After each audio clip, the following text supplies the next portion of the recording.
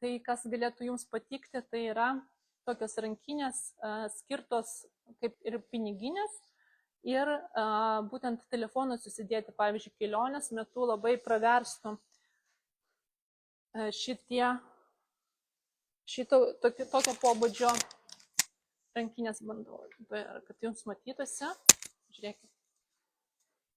Ir kelioniai skirtas, ir iš esmės kasdieną, jeigu nenorite apsikrauti, norit sudėti, pavyzdžiui, tik tai reikalingiausius savo daiktus, tai vat, toks variantas irgi galėtų jums praversti.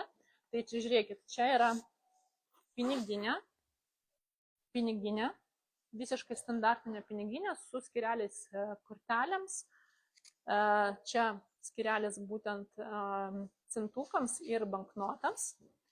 Tai nusegus, pavyzdžiui, dirželį, jūs tiesiog galite naudoti kaip piniginę arba rankinę būtent telefonui susidėti.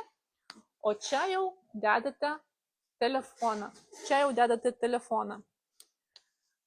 Taip, tai matau, čia net nurodytos yra kainos, tai šito dėkliuko, piniginės dėklo, kaina būtų 50 eurų.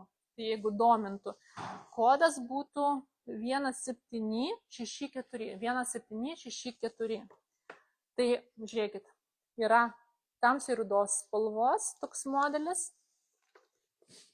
Matau, va čia kas domėjasi raudona spalva. Juoda spalva, ir samaninė žalia.